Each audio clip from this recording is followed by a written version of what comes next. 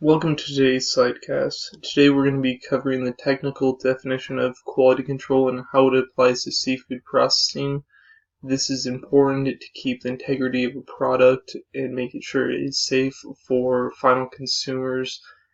The reason quality control is put into place for food processing is many regulatory agents and bodies such as state and federal level.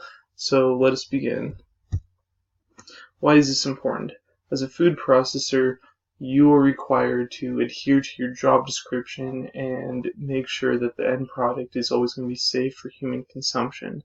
What this comes down to is making sure that you're to work on time, making sure that you get all your jobs done and that records are being kept.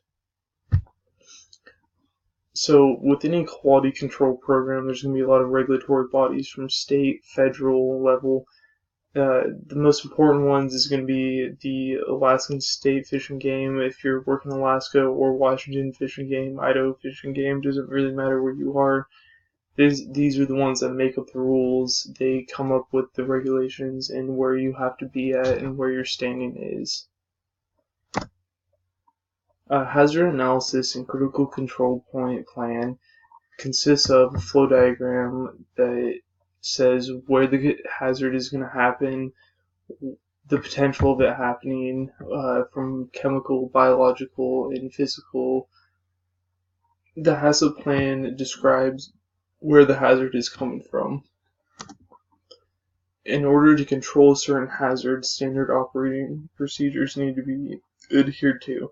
These standard operating procedures are in the form of cook times, freezer temperatures, daily audits, plant inspections, and the records must be kept on file for up to 3 years per FDA regulation.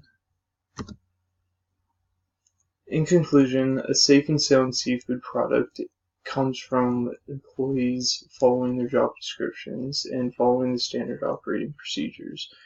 In order to do this, an employee must just show up to work on time and make sure that what they're doing follows their job description.